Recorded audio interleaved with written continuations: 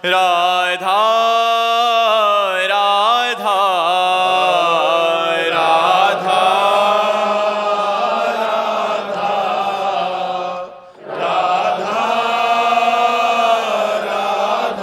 राधा राधा राधा राधा राधा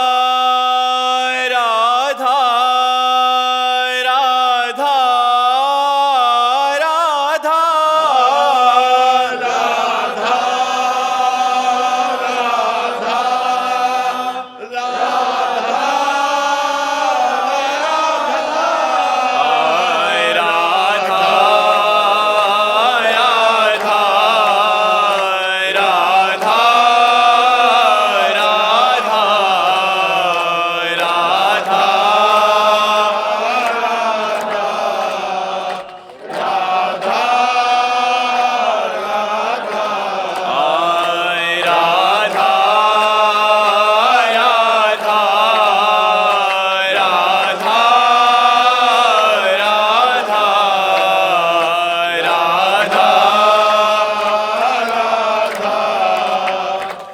राधा राधा श्री राधा वल्लभ लाल की, समस्त संत हरि भक्तन की, श्री वृंदावन धाम की, सतगुरुदेव भगवान की। मानव कोहली जी। राधे राधे राधे महाराज जी। महाराज जी, त्याग कैसे संभव है? किसी भी चीज का त्याग कैसे संभव है? जब गरिष्ठ वस्तु मिलती चली जाती है तो हल्की वस्तु का त्याग होता चला जाता है। श्रेष्ठ वस्तु, गरिष्ठ वस्तु, महत्वशाली वस्तु मिले तो लघु वस्तु का त्याग होता चला जाएगा। जैसे गांव के बच्चे गुड़ का सीरा खा रहे हैं, उन्हें रबड़ी चटाओ, फिर वो गुड़ की तरफ देखेंगे भी नहीं। ऐसे ही जब हम परमात्मानंद की वृत्ति धारण करते हैं तो हमारे हृदय में त्याग अपने आप उदय हो जाता है। निम्न भोगों का, बिना परमात्मा चिंतन के, बिना परमात्मानंद की अनुभूति के त्याग नाटक हो सकता है, त्याग नहीं। तन छाड़े मन गई रहे, दोनों ही दुख होए। त्याग का मतलब होता है भोग में प्रियता है पर मैं भोगूंगा नहीं, क्योंकि मुझे परमात्मा प्राप्ति करनी है, इसे त्याग कहते हैं। और भोग की प्रियता ही खत्म हो गई, उसे वैराग्य कहते हैं। और भोगानुभूति ही खत्म हो गई, उसे उपरति कहते हैं। त्याग, वैराग्य, उपरति, तीन इसके वैराग्य की श्रेणियां हैं। पहले में है कि भोगूंगा नहीं पर सुख बुद्धि है, दूसरे में सुख बुद्धि का ही त्याग हो गया, तीसरे में भोग वस्तु है भोगने वाली, इसका भी भान नष्ट हो गया, उसे उपरति कहते हैं। तो हमें जब भगवदानंद की अनुभूति की चाह होगी तो इस चाह में इतनी ताकत है कि बड़ी बड़ी चीजें वो त्याग देगा।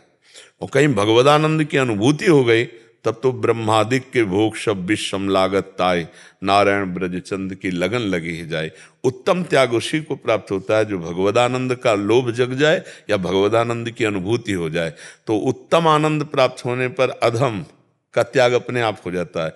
उत्तम वस्तु की प्राप्ति पर अधम वस्तु की त्याग अपने आप हो जाती है वृत्ति। तो ये जितने विषयानंद हैं ये क्षणिक हैं और तृष्णा प्रदान करने वाले हैं।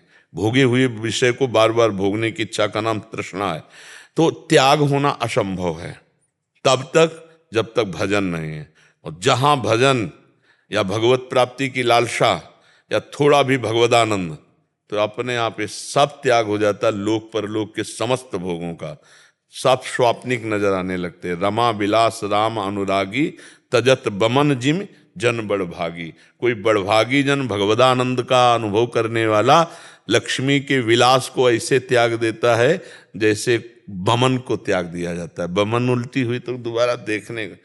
ऐसे मलवत, बमनवत, विश्वत 3 शब्द शास्त्रों में आए हैं त्याग के। एक तो घृणास्पद भाव एकदम जागृत हो गया, समस्त विषयों से आप नहीं भोगना, ये है बमनवत। और मलवत, जैसे आप सुबह मल त्याग करते हैं, उसका कोई महत्व नहीं, उसकी कोई चर्चा नहीं, उसका कोई स्मरण नहीं, ऐसे मलवत त्याग। और विश्वत, इनमें बड़ा जलन है, बड़ी अशांति है, बड़ी कामना है, बड़ी तृष्णा है, नाना विष खा लेना अच्छा, लेकिन विषय सेवन ना करना, ऐसी उसके हृदय में भावना आती है, ये सब विष है। तो अब वो कैसे उनका सेवन करेगा भोगों का, क्योंकि उसके अंदर मलवत भावना आ गई, वमनवत भावना आ गई, विश्वत भावना आ गई। ये कब आई? भगवदानंद से। बिना भगवदानंद के नौटंकी नाटक हो सकता है, त्याग नहीं हो सकता है। असली त्याग का स्वरूप है विषय की उपस्थिति में भी विषय भोगने की इच्छा ना होना। हर सुख सुविधा, लेकिन हृदय उदास है भगवान के चरणारविंद के लिए।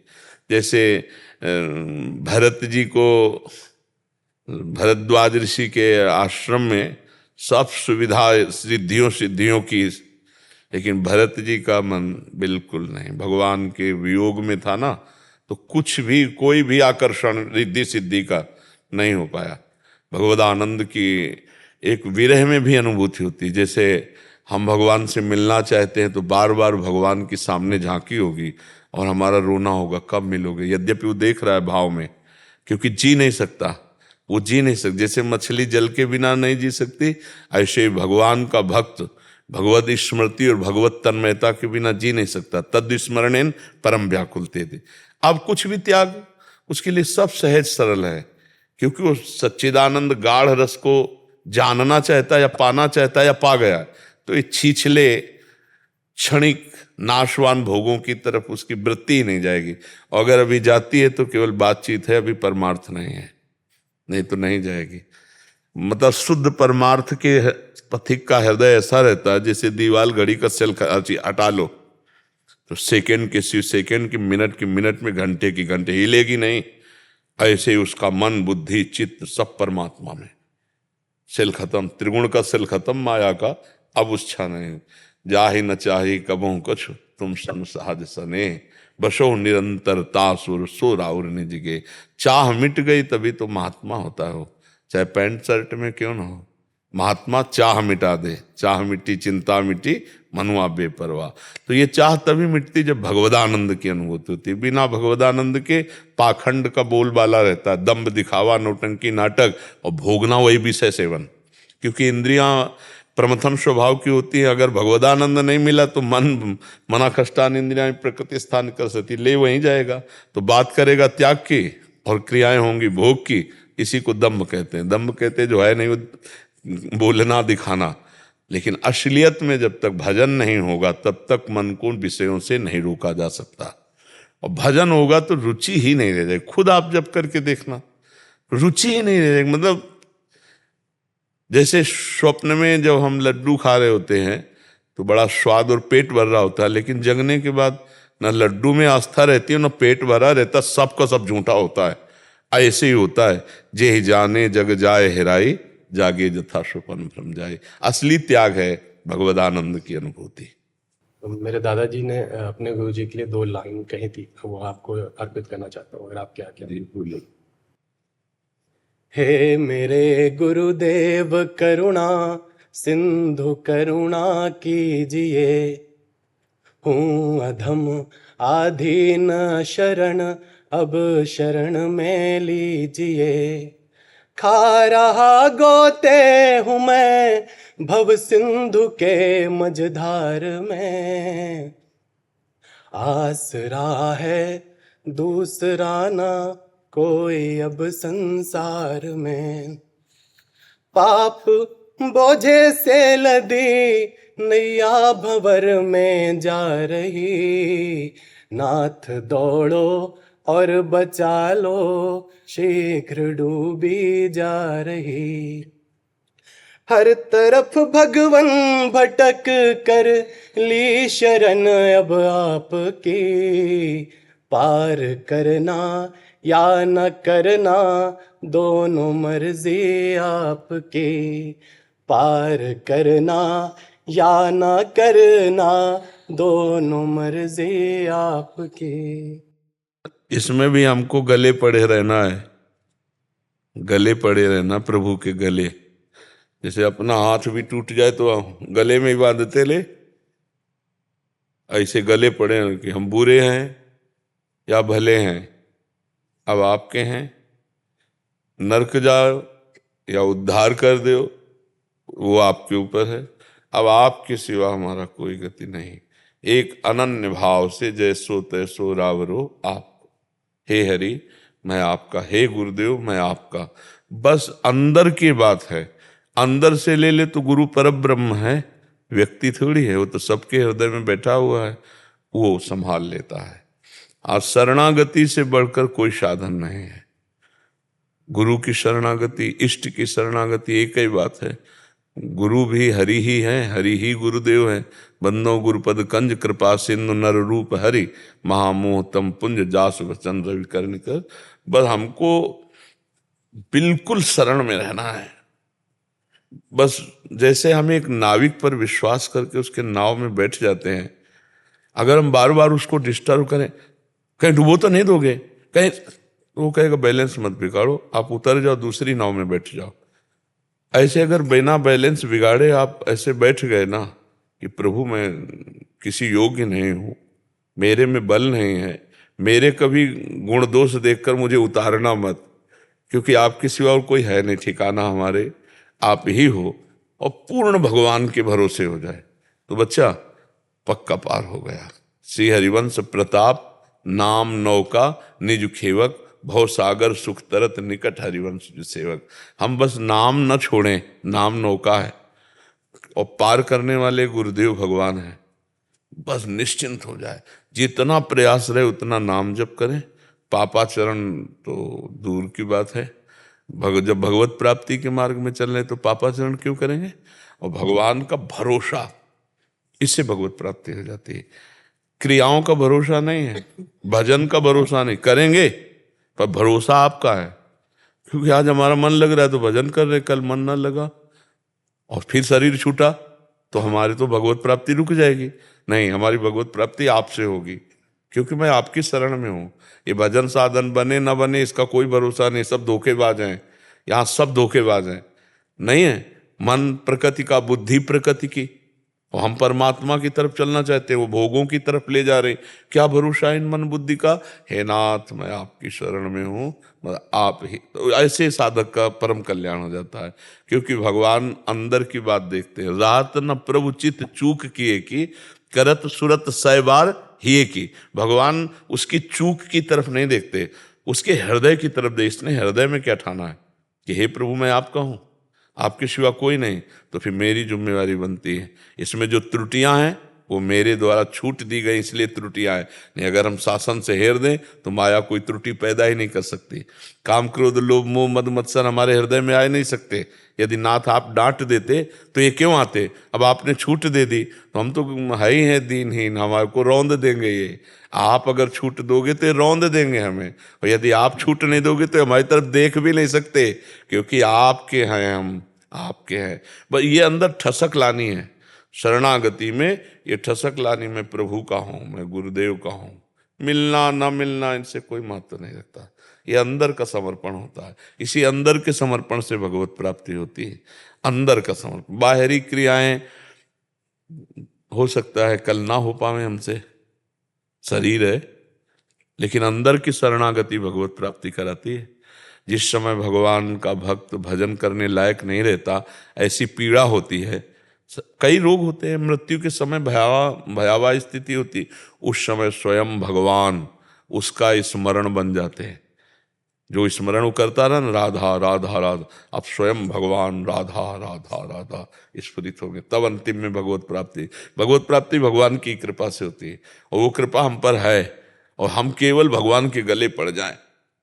आपके सिवा कोई हमारा है नहीं, हम किसी लायक नहीं, हम किसी लायक नहीं, आपके सिवा कोई हमारा है नहीं। इससे पक्का भगवत प्राप्ति हो जाती। पर ये अंदर की बात है, जबान से नहीं। अंदर की बात, अंदर ही बात बैठ गई, यार मेरे बस की बात नहीं, पहाड़ का पहाड़ काम, क्रोध लोभ मोह मद मत्सर, हम इनको पलटा दें, हमारे दम नहीं। बस हे हरि हरि शरणम, जीव का निस्तार हो जाता है। अगर जीव को धोखा मिलता है तो अहंकार के कारण, अहंकार भगवान के चरणों में समर्पित हो गया, परम मंगल हो गया, परम कल्याण हो गया। दीपेश जी। राधा वल्लभ श्री हरिवंश। राधा वल्लभ श्री हरिवंश महाराज जी। महाराज जी, अगर रसोई शुद्ध हो और रसोई बनाने वाला अवैष्णव हो तो क्या हम भोग लगाकर पा सकते हैं? अब ऐसी ही दशा है कि वैष्णव के हाथ का ही कहें तो बहुत ही कठिनता पड़ जाएगी। समय ऐसा है, नहीं तो शास्त्रीय आदेश तो यही है, अदीक्षित पुरुष के हाथ का पानी भी नहीं पिया जाता।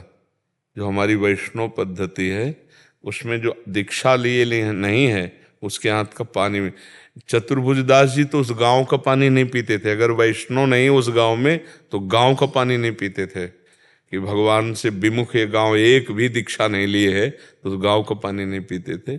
पर अब युग धर्म के अनुसार इतना है कि यदि पवित्रता से पवित्र आहार मिल जाए तो अपने ठाकुर को भोग लगाकर जय जयकार करके पाले, नहीं तो असंभव सा है कि अब कहाँ वैष्णव घर मिलते हैं जिनमें भिक्षा मिले, बड़ा विचित्र है। देखो आजकल शराब तो ऐसे चल गई है कि मतलब जैसे मीठा शरबत आदि हर घर में स्वागत में ऐसे दिया जाता था ना, जैसे शरबत आदि बना के, तो अब स्वागत ही शराब का रह गया है। खाने के लिए अभक्ष्य पदार्थ और पीने के लिए अपेय पदार्थ। बहुत मुश्किल है कलयुग, इसीलिए कह रहे युग धर्म निषेध हो जाना चाहिए। हमारे ब्रज 84 कोश में कहीं भी ये ना बिकना चाहिए और ना किसी को पाना चाहिए। ये परम पावन भूमि, प्रिया प्रीतम की क्रीड़ा भूमि है, लीला भूमि, भगवान की अवतार भूमि है, दिव्य लीलाएं हैं। पर इसीलिए कहते हैं कि अब इतना भर हो जाए कि भाई कोई पवित्रता से बना के भोजन दे दे, नहीं तो बड़ा मुश्किल है। अब भिक्षा मांगने में रुचि नहीं रह गई। जैसे पहले बड़े आदर से भिक्षा मांगते थे, गर्व पूर्वक भिक्षा मांगते थे, अब संशय है कि हम जिसके घर में ले रहे पता नहीं मांस बना है कि नहीं बना है, क्योंकि सब जगह मदिरा का प्रवेश हो रहा है, सब जगह अंडा आदि का प्रवेश हो, तो उस बुद्धि तो अब बहुत मुश्किल है कि पवित्र घर कौन है, कहाँ से पवित्र भिक्षा ली जाए। इसीलिए ये कि आकाश वृत्ति से जो आ जाए पवित्रता से बना के भोग लगाओ, भजन करो। अब समय नहीं रह गया कि हम गली गली माधु करी वृत्ति, क्योंकि समय बहुत गड़बड़ हो गया है, समय का प्रभाव होता है। तो अब ये तो बहुत बड़ी बात है कि पवित्र रसोई में भोजन मिल जाए, नहीं तो रसोई पवित्र होना बड़ा मुश्किल रह गया। आजकल लोगों को अमनिया और प्रसादी का ज्ञान नहीं।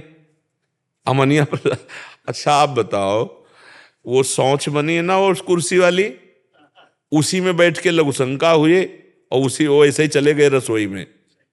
वही सब कपड़े जो शौच को स्पर्श किए लेटरिन को, वो सब अपवित्र है कि नहीं यहाँ पे।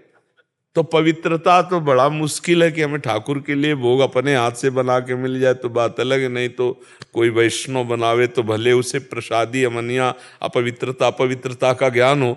नहीं, आजकल कोई ज्ञान नहीं है, भगत कहलाते हैं और उसी सीट पे लघुशंका किए और हाथ धोए चल दिए और पूरे सब कपड़े अपवित्र हो गए। अब वो जहां जहां छूओगे सब अपवित्र हो जाएगा। महाराज जी, कल कोई आए थे वो कह रहे थे कि कहते हैं ऐसा अगर हम ज्यादा वो करते हैं तो लोग कहते हैं ज्यादा बड़ा बन रहा है, ये क्या तरीका है? वो उल्टा उन्हीं को क्योंकि भाई जब 100 गंदे रहेंगे और एक आप अच्छे रहोगे तो तुमको गंदे बनाएंगे ना, एक काहे को अच्छे रहने देंगे। तो जरूरत ये हिम्मत करने की है कि 100 गंदों की बात हमें नहीं माननी, हमको अच्छे पवित्र रहना है। तो ये जरूरी है कि 100 भजन ना करे, 100 गलत चले तो एक वो जो भजन कर रहा है वो गलत चले, ऐसा नहीं है। तो बहुत कठिन है वैष्णवता और बहुत कठिन है पवित्रता। कहाँ सही भोजन मिल जाए यही बहुत बड़ी बात है। भगवान की कृपा मनावे और भोग लगावे और पाले। मुकुल व्यास जी। श्री हरिवंश महाराज जी, आपके चरणों में कोटि कोटि प्रणाम। महाराज जी, नाम जप तो चल रहा है किंतु कई बार देखा जाता है कि बुजुर्गावस्था में विस्मृति हो जाती है। अब हम अपने लोगों को ही वो भूल जाते हैं बुजुर्ग, ऐसी स्थिति में क्या करें? अपने लोग कौन है? ये कह रहे हैं कि कोई बुजुर्ग हो तो बाद में बुजुर्गावस्था। अपनी बात करें। महाराज जी, वो बुजुर्गावस्था में कई बार देखा है कि भजन करो ना, अभी करो ना। बुजुर्ग अवस्था को क्यों ढो रहे हो? कल जियोगे, तुम्हें भरोसा है? नहीं महाराज, फिर बुजुर्ग अवस्था में कौन अपना है? अगर सबकी ममता ताग बटोरी, मम पद मने बांध बटोरी, तभी तो भजन बनेगा। ऐसे भजन पराये का भजन थोड़ी होता है, अपना होता है भजन। अपनी आत्मा है प्रभु, अपने जीवन है, उनके बिना जिया नहीं जा सकता, तो कैसे भूले उनको? तुम्हारा कोई है इसलिए तुम भूल जाते हो, कैसे भूले उनको? जगह नहीं रह गई। नाहिन रहो हेमा ठोर, नंद नंदन अछत आनी है। अब हृदय में जगह नहीं रह गई, प्रभु के सिवा कोई हमारा है नहीं, तो किसका स्मरण करें? तो बस अभी प्रभु के सिवा और जो कुछ है उसे सत्संग सुनकर, शास्त्र स्वाध्याय कर, भगवत आराधना करके उसको हटाओ, फिर तो भगवान छा जाते हैं, उनका सुमिरन छा जाता है। कोई छूटने वाला चीज है? बुढ़ापा हो, चाहे रोग ग्रसित हो, चाहे विपत्ति हो, चाहे संपत्ति हो, कोई फर्क नहीं पड़ता अंदर भगवत चिंतन में। अगर फर्क पड़ता है तो अभी है कोई और प्रभु से बढ़कर। शरीर संबंधी भोग या शरीर संबंधी रिश्ते नाते, इन्हीं का तो त्याग करना साधना है। आंतरिक, बाहर सबके बीच में रहे, अंदर से भगवान का अकेला। मेरे तो गिरधर गोपाल दूसरों, तो अब याद करूं तो किसको करूं? और भूलूं तो क्या भूलूं? क्या भूलूं? बस बात ये है ना। तो अभी अपना बहुत कुछ है, इसलिए प्रभु पराये लगते हैं। मायाकृत शरीर, मायाकृत भोग, मायाकृत संबंध, ये सत्य लगते हैं। इसलिए जो सत्य सच्चिदानंद प्रभु है वो पराये लगते हैं। तो भजन करना कठिन है, क्योंकि मन और 5 ज्ञानेंद्रियां विषयों की तरफ स्वाभाविक प्रवृत्ति किए हुए है। भगवान से अपनापन नहीं होने के कारण वो बार बार हमको विक्षेप देती रहती हैं, विषयों की तरफ, शरीर की तरफ। इसी विक्षेप को मिटाना ही तो योग है। अभ्यास योग युक्तेन चेतसा नान्यगामिना। हमारा चित्त अपने लक्ष्य को छोड़कर और जाए ही ना। तो बार बार जहां मन जाए वहां अपने प्रभु को देखें, या जहां मन जाए वहां से हटा के अपने लक्ष्य पर लाए। तो अभ्यास योग जब हमारा सिद्ध हो जाता है तो फिर स्वाभाविक भजन होता है। सतत भजन प्रेम पूर्वक यदि हम करने का अभ्यास करें तो योग भगवान करा देते हैं। तेषाम सतत युक्तानाम भजताम प्रीति पूर्वकम तो ददामि बुद्धि योगम तम ये नमाम उपयान। जब भगवान देखते हैं हृदय से ये भजन करना चाहता है, तो फिर वो वृत्ति देते हैं जो किसी साधन में नहीं होती, वो भगवत कृपा पात्र में ही उदय होती है। स्वाभाविक जैसे दिल धड़कता है ऐसे भजन होता है, एक एक धड़कन के साथ जैसे। और वो भजन स्वादिष्ट होता है। अभी जैसे विषय चिंतन में स्वाद आता है, भगवत चिंतन रूखा सा लगता है। जैसे राधा नाम सुधा रसम रसी तुम जिह्वास्त में विह्वला। हरिवंश महाप्रभु कहते हैं, ऐ जिह्वा तू विह्वल होकर रसास्वादन करने वाली है ना, तो राधा नाम का सुधा रस, अमृत रस, इसका पान कर। लेकिन अपने को नहीं लग रहा कि अमृत रस है, अपने को गुलाब जामुन या विषय सेवन अच्छा लगेगा। प्रभु का नाम सूखा लगेगा क्योंकि हृदय मलिन है। और जिस दिन हृदय पवित्र हो गया तो स्वाद आ जाएगा भजन में। स्वाद आ गया तो छूटेगा नहीं, फिर भजन नहीं छूटेगा। इसलिए हमें अभ्यास करना है। बुढ़ापे को किसने देखा है? आज शाम कौन देख पाएगा, इतने में क्या पता। तो हम भरोसा बुढ़ापे का कर रहे हैं। हमें अभी भगवत प्राप्ति करनी, अभी यही लगन दिव्य चिंतन में पहुंचाती है। मुझे जीते जी भगवत प्राप्ति करनी है, भगवान को ऐसे देखना है जैसे आपको देखना है। बस यही लगन सब कुछ सहा देती है। बड़े से बड़ी विपत्ति कष्ट सबको सहकर वो अपने प्यारे से मिलता है।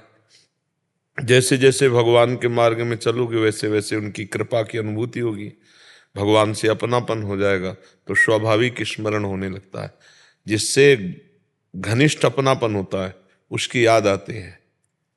भगवान को हम भूल गए माया में, भगवान एक पराये से लगते हैं। और ये शरीर मायाकृत हैं, ये अपने लगते हैं। कितना बड़ा मोह हो गया, कितनी बड़ी विपरीत ज्ञान की स्थिति हो गई कि जो मैं भगवान का अंश हूं उसे भूलकर माया के अंश शरीर को अपना मान लिया। भगवान पराये लगने लगे। अब सत्संग सुनकर थोड़ा ज्ञान जागृत हो रहा है तो भजन का अभ्यास करते हैं। तो पूर्वाभ्यास विषयों का चिंतन का है तो भजन में मन नहीं लगता। और अगर हम और जोर करते हैं तो मन विषय फेंकने लगता है, गंदी बातें, गंदा चिंतन, ऐसे तो साधक घबरा जाता है। बिल्कुल घबराने की जरूरत नहीं। खूब नाम का अभ्यास करो, वो गंदगी नष्ट हो रही है। जैसे जैसे नष्ट हुई फिर भजन स्वाभाविक होगा। अभी प्रभु अपने ने, आपके प्रभु क्या है? महाकाल। हृदय से विचार करके बताओ, संबंध आपका प्रभु से क्या संबंध है? कौन है प्रभु आपके? सब कुछ है प्रभु तो। फिर कुछ भी नष्ट हो तो तुम्हें चिंता नहीं होगी, फिर कोई चाह नहीं होनी चाहिए, क्योंकि सब कुछ वही है। तो फिर भजन किसके लिए छूटता है? यही बात है। जिस दिन प्रभु सब कुछ हो जाएंगे ना, उस दिन स्थिति अलग हो जाएगी, स्थिति अलग हो जाएगी। अभी कोई है प्रभु से बढ़कर? अंदर देखना होगा। जैसे हमसे कहा जाए कि हमें तो प्रभु से बढ़कर कुछ नहीं लगता, तो अच्छा भोजन आपको बनाकर पवाया जाए और आप भगवान को भूल गए, भोजन का स्वाद अच्छा लगा तो भगवान भोजन से छोटे हो गए। समझ पाए आप? तो इसका मतलब भगवान की अभी आपके हृदय में जो स्थान ऊंचाई का होना चाहिए वो नहीं है। त्रिभुवन की राज्य लक्ष्मी देने पर भी आधे पल के लिए प्रभु का विस्मरण ना हो, वो भगवान का ऐसा भक्त है जो सब कुछ भगवान को मानता है। त्रिभुवन की राज्य लक्ष्मी देने पर आधे पल के लिए जो भगवान का विस्मरण न करे, उसे उसके हृदय में है कि मेरे सब कुछ भगवान है। तुम्हें सर्वम मम देव देव, तब सर्वम मम देव देव, आपसे बढ़कर कुछ नहीं। अभी आपसे बढ़कर सब कुछ है। देख लेना, परीक्षा आएगी माया की तो देखते रहो। भगवान को छोटा समझकर, विषय को बड़ा मानकर भोग करके भगवत विस्मरण हो गया, तो ये बात हो गई कि भगवान विषय से भी छोटे हैं आपके हृदय में। जब विषय आए और भगवान का स्मरण न टूटे, विषय जाए और भगवान का स्मरण न छूटे, विपत्ति आवे या संपत्ति आवे, इसकी कोई परवाह नहीं, अखंड स्मृति, तब तुम्हें सर्वम मम देव देव, आप सब कुछ मेरे हो। बड़ा आनंद का मार्ग है। आनंद का तो यही मार्ग है बगाया। ये तो सब जलन का, तृष्णा, अशांति, कामना, उद्वेग, ये सब इधर। भगवान का मार्ग ही तो पर किसी से संबंध आंतरिक ना रह जाए, तब भगवदानंद की स्फूर्ति होती है। जो भगवदानंद की, वो अनन्य चिंतयन्तो माम, अन्य चिंतन भी नहीं होना चाहिए।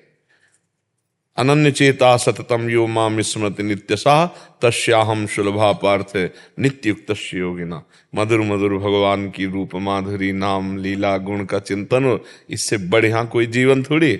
शरीर क्रियाओं में रथ है, बाहरी व्यवहार, हल जोत रहा है, व्यापार कर रहा है, नौकरी कर रहा है, वो अंदर अंदर भगवान का स्मरण कर, इससे बढ़िया साधुता क्या हो सकती है? इससे बढ़िया संत क्या हो सकता है? तो घर गृहस्थी में भी संत, घर गृहस्थी में भी भगवान का लाडला महाभागवत हो सकता है। देखो गोपीजन घर गृहस्थी के ही कार्य करते हैं, लीपना पोतना, धान कूटना, पति पुत्र परिवार किसे, पर मुरारी पादार्पित चित्तवृत्ति, एक एक वृत्ति श्री कृष्ण में अर्पित है। इसीलिए बड़े बड़े परमहंस गोपी चरण रज की वंदना करते हैं। तो वो बात हमको गृहस्थी में रह करके बहुत उच्च कोटि की दशा में पहुंचा दे, वो बात है भगवान का अनन्य चिंतन। अब बस यही सुन करके, शास्त्र स्वाध्याय करके हम अपने दिमाग में बैठालना है कि हमारा लक्ष्य मानव देह का भगवद स्मरण। कुछ भी कर रहे हैं, क्रियाएं जो हों वो शास्त्र सम्मत हो और भगवान का मधुर मधुर स्मरण हो, इससे बढ़कर कोई स्थिति नहीं है। इसी में सब जागृत हो जाएगा, तत्वबोध, भगवत प्रेम सब जागृत हो जाएगा। समझ पा रहे? मामा प्रयागराज जी का एक पावन चरित्र आता है। तो बच्चे थे, तो राखी बांधने का दिन नजदीक आ रहा था, तो सब बच्चे उत्साहित होकर आपस में बात कर रहे थे, मैं दीदी के यहाँ जाऊंगा, कोई कह रहा था मेरी दीदी आएगी। ऐसे प्रयागराज की कोई बहन नहीं थी, गरीब घर में प्रकट हुए थे। तो वो उनसे कहा तू क्या दिखता है, तेरी तो बहन है नहीं। तो गए और कहा माँ, छोटे 5 वर्ष के लिए, कहा माँ मेरी दीदी नहीं। तो आंसू देख के समझ गई कि बच्चों ने। तो उनका किसने कहा? बोले हम सब खेलने वाले बच्चे कहते हैं हमारे दीदी। बोले वो क्या जाने, जब ये पैदा भी नहीं हुए थे तब तेरी दीदी का विवाह हो गया था। तेरी दीदी है जानकी जी और तेरे जीजा है राम जी। छोटे से बालक के पवित्र हृदय में बात। अच्छा, वो ठसक से खेलते हुए सब बच्चों से कहता मेरे जीजा राम जी, मेरी जीजी जानकी जी। राखी बंधन का समय, तो उनका आते क्यों नहीं है हमारे जीजा? जी आए, सबके आए और तिलक रोचना की और बांधा, तो उनका राजा हैं अयोध्या के। कोई ऐसे नहीं कि वो 2-4 दिन में आते रहे माने का, ऐसे वो नहीं आते। एक बार तो देखें हमारी जीजी कैसी है। अब जवाब क्या दे, पिता थे नहीं और कोई था नहीं, भागा अयोध्या धाम जीजा राम जी जिज्जी जानकी जी। बच्चा दिमाग में, प्रयागराज बहुत बड़े संत हुए हैं, प्रयागराज मामा प्रयागराज जी। अयोध्या में गए तो लोगों से पूछ पूछ कर अयोध्या पहुंचे। भगवान सबका संरक्षण करते हैं, भाव की पूरी रक्षा करते हैं। सिम की चाप सके को तासु बड़ रखवार रमापति जासु। अयोध्या पर पूछा हमारी जिज्जी जानकी जी जीजा राम जी कहाँ, तो उनका कनक भवन, भक्तों ने समझा कि तो उनका कनक भवन। वहां गए तो उनका यहाँ तो मूर्ति है, मूर्ति नहीं, हमारे जीजा जिज्जी हैं अयोध्या में रहते हैं। लोगों ने बच्चा समझ, अब कोई उनकी बात ना सुने। वो घर से आटा के लड्डू बना के लाए थे कि जीजी को और जीजा को पवाएंगे, तो सरयू के किनारे रो रहे कि कोई हमें पता नहीं बता रहा, हमारे जीजा जीजी यही रहते, उनका नाम राम जी है, जानकी जी है। तो सब लोग कनक भवन की तरफ उनकी बात, बोले हमें मूर्ति नहीं, हमारे जीजा जीजी चाहिए। एकांत में सरयू किनारे रो रहे थे। इतने में महाराजा धीराज श्री रामचंद्र की जय आवाज कान में पड़ी। देखा विशाल हाथी पर सोने की झालर, मढ़ा हुआ हाथी, और सीढ़ियां सेवक लगा रहे हैं, तो जानकी जी और राम जी उतर रहे हैं। जानकी जी दौड़कर नजदीक आई, बोले इतना तुम एकांत में रो रहे हो, हमारा जहां हम रहते हैं वो कोई बिरला ही जानता है जहां रहते हैं। देखो हम तुम्हारी जीजी जानकी, ये तुम्हारे जीजा राम। और जानकी जी ने गले से लगाया जैसे भाई को लगाते ना, रोचना लगाया, तिलक वास। राम जी, अब उसका सब अज्ञान नष्ट हो गया। जब साक्षात परब्रह्म परमात्मा भगवान भाव के भूखे हैं, विकलता भगवान के, भगवान की विकलता हुई कि मेरे जीजा राम जी जिज्जी सिया जी कहाँ है। भगवान जहां कोई विकल होता है वहीं प्रकट। रुदु सुश्रम राजन कृष्ण दर्शन लालसा, तो प्रकट हो गए ना। तासा महावीर भूत चोरी इसमें मान मुकाम्बुजा, पीताम्बर धरा सृग्वी साक्षात मनमथ मनमथा।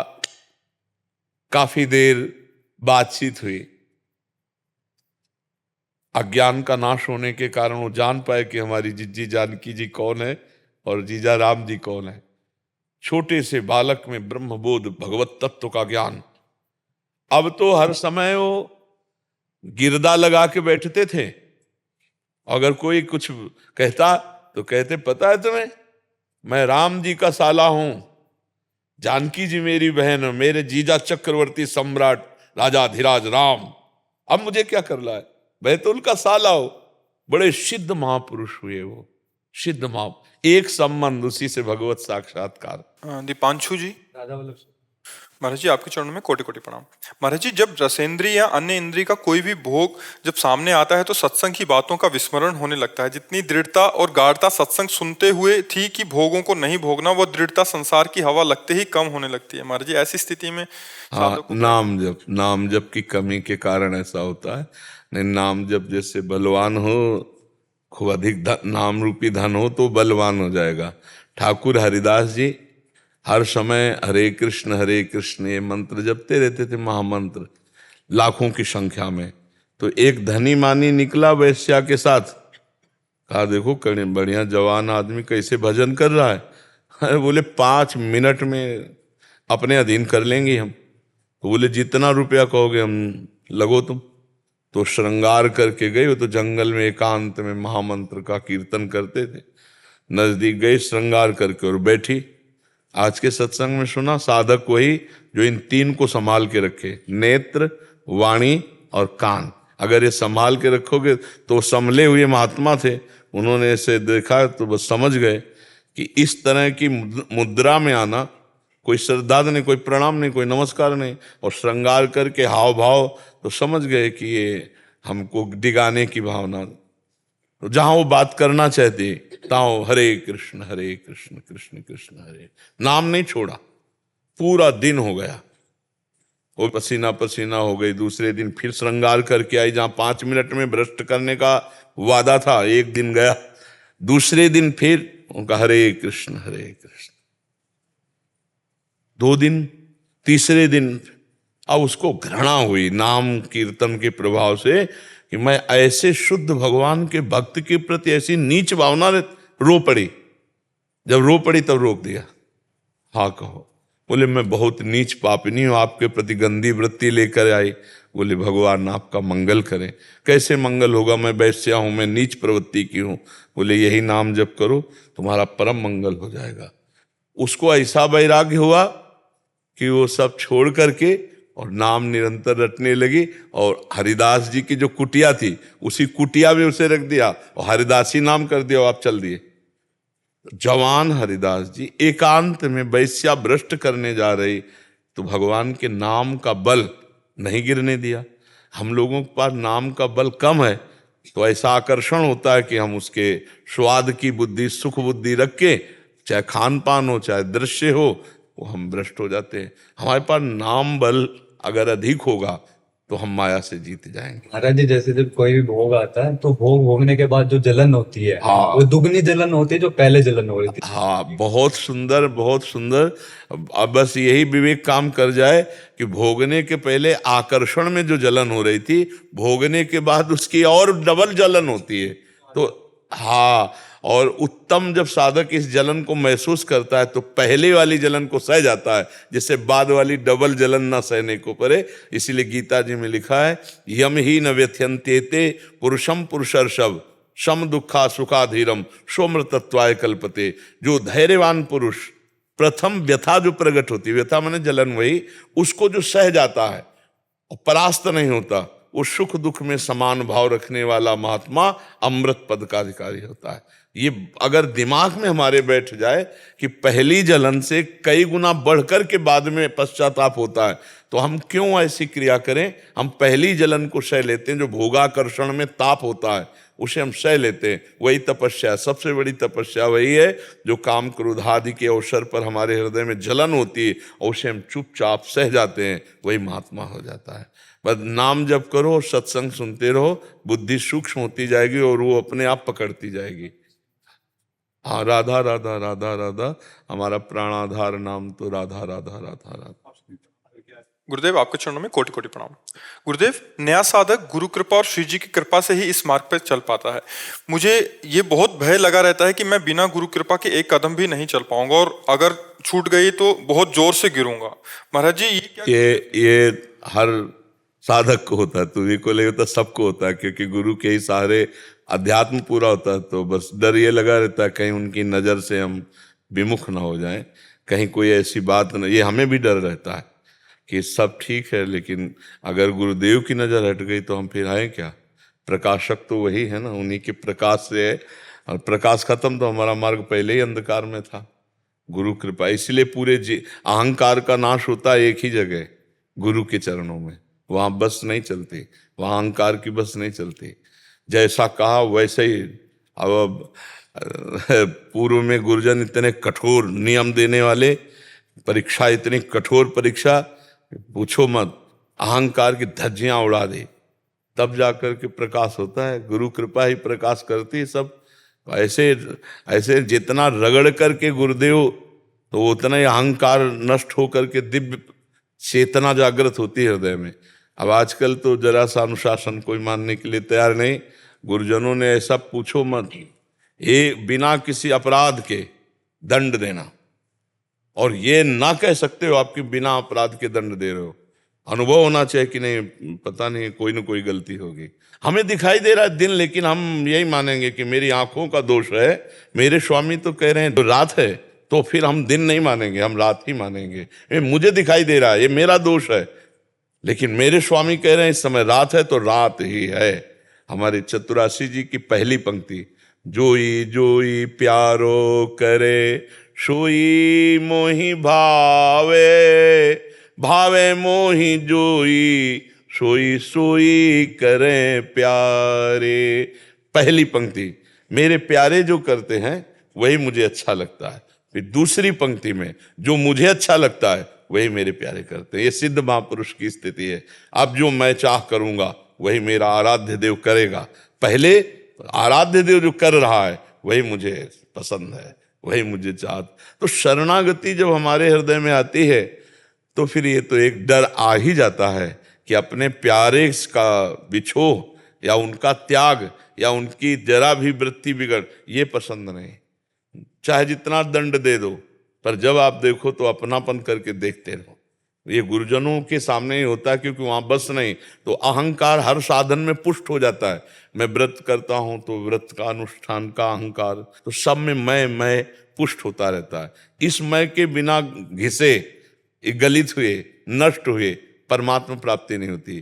तो इसीलिए कहा चाहे शिव बिरंच सम होई, गुरु बिनु भवनिधि तरे न कोई। क्यों? तुम साधना कर सकते हो लेकिन हम नहीं मिटा सकते, वो हम गुरुदेव के सामने मिटता है, क्योंकि वहां किसी की चलती नहीं। वो जैसा चाहते हैं वैसा धज्जियां उड़ा देते हैं अहंकार की, और जब अपने जनों के अहंकार रहित कर देते हैं तो अपने आप सरिस कर देते हैं, आप सरिस बना देते हैं। पारसमणि लोहे को छुएगी तो सोना बना देगी, लेकिन संत किसी से जुड़ गया तो उसे आप सरिस चाहे सबकी ना, वो उसे अपने समान संत बना देगा। इसलिए पारसमणि और संत में बड़ा अंतर है। पारसमणि तो लोहे को सोना बनाती है, लेकिन संत बना देते हैं। बड़े भाग पाए सत्संगा। तो ये अंदर से अगर डर बना रहा तो हम जीत जाएंगे माया। अभय होए जो तुम्हें डेराई, जो इस बात से डरता रहता है कि कहीं गुरुजनों का आश्रय न छूट जाए, कहीं उनकी नजर न बदल जाए, हमसे कोई ऐसा आचरण न बन जाए, तो जीत जाएगा माया पर। धन्य है वो जो गुरुजनों से डरते हैं। डरना चाहिए कि अगर कोई भी गलती हो गई तो दिव्य दृष्टि संपन्न है, वो हमसे दृष्टि हटा लेंगे। आज जो भी वो गुरु कृपा है, वो अंदर और बाहर दोनों जगह से संभाले हुए हैं। जैसे अर्जुन के रथ के घोड़े पकड़े हुए जगत गुरु भगवान बैठे हुए हैं, ऐसे गुरुदेव हृदय में भी और बाहर से भी, बाहर और भीतर स्थिति और परिस्थिति दोनों संभाले हुए हैं। ये तो रहना ही चाहिए। अगर ये नहीं रहा तो फिर जीवन किस काम का। यही डर अपि हरिवंश से, दुनिया से नहीं डरेंगे लेकिन गुरुदेव से। यही डर अपि हरिवंश हित, जिनो भ्रमय गुण सलिल पर, जिह नामन मंगल लोक त्यों, सुहरिपद भज न विलंब कर। जिनका नाम तीनों लोगों का मंगल करने वाला है, मधुर मधुर नाम स्मरण करो। ऐसी कोई गलती ही नहीं होगी जिससे हमारे गुरुदेव हमको त्याग दें। गुरु प्रसन्न साहब अनुकूला, ये खास बात है। जिसके ऊपर गुरुदेव का वरद हस्त है, माया परास्ती नहीं कर सकती, माया प्रश्न ही नहीं कर सकती। और जहां अहम होता है वहां प्रश्न खड़ा हो जाता है। तो गुरुदेव अहम का नाश करते हैं, उनके चरण शरण में रहें। और हम सब गुरुदेव से डरते हैं, उनके चरणारविंद में ये एक भय केवल इस बात का कि हमसे कोई गलती ना हो जाए जिससे नजर फेर ले, बस। और कोई डर नहीं होता, बस यही डर होता है। जिससे हम प्यार करते हैं, जिसे अपना स्वामी मानते हैं, वो देख करके ऐसे नजर कर लें, बस। इससे ज्यादा और मारना क्या होगा। अगर ये चलो डांट फटकार रहे हैं तो हमें और गर्व है कि अपनापन से डांट तो रहे, लेकिन नजर फेर ली, फिर क्या जीवन रह गया। तो इतना भय बना रहेगा तो हम कहीं पाप नहीं करेंगे, क्योंकि हमें पता है हम जाएंगे तो हमारे गुरुदेव नजर फेर लेंगे। गलती का सबसे बड़ा दंड नजर फेर लेना। प्रेमी जनों के लिए बहुत आहत करने वाली बात। मारो पीटो अपमान करो वो चलेगा, लेकिन नजर घुमा लो फिर देखो मत, तो फिर ये नहीं चलेगा। फिर तो एक जो सच्चे महापुरुष जन होते हैं उनका यही दंड होता है, अपनी दृष्टि हटा ली, अब बस खत्म। हमारे पर रह क्या गया, आपकी दृष्टि ही थी। वही कहा है, नजरों से गिराना ना चाहे जितनी सजा देना। नजरों से जो गिर जाए तो मुश्किल ही संभल पाए। इसलिए ये डर रहना चाहिए हर शिष्य को कि हमारे गुरुदेव के सामने जब हम जाएं तो हम ऐसे कि गुरुदेव हमको प्यार से इतना तो देखे कि बुरा है पर मेरा है। इतना हमें होश रहे कि हमसे ऐसी गलती न बन जाए कि उनको एक कहना पड़े अंदर कि ये मेरा नहीं है। फिर क्या रह गया। बुरे हैं हम, दंड के पात्र हैं, अधम है, लेकिन स्वामी आपके हैं, बढ़िया बात बन गई। ये तो डर रहना चाहिए।